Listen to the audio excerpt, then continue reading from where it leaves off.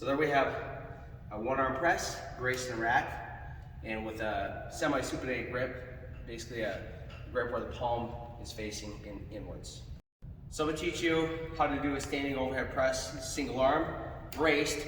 And when you brace, you can use a rack, or the plate holder on the rack. You can also use a bench, just put the bench upright. Really a wall, anything that you can brace against. But what we do is whatever hand is pressing, you're gonna brace with the opposite hand. The pressing arm, usually you're gonna do a little bit better with a split stance where you're literally half a step.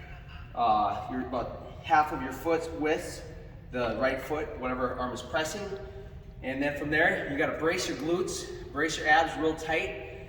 And usually you're gonna wanna step and swing. So if the weight's heavy, you're gonna need to get a little momentum to drive that weight up. So if it's the right side, I'm gonna step and swing with my right foot, bring it back.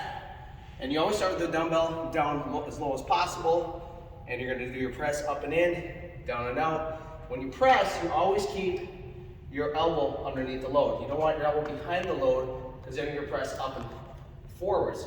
The weight should go in a straight line. If you have back pain, you gotta really focus on, number one, this exercise might not be right for you, but you really gotta focus on tight glute, tight abs. You gotta have full range of motion in the shoulder, so when you bring your arm up, your shoulder goes this far, you should focus on incline work. If you have that rounded back, you should focus on incline work.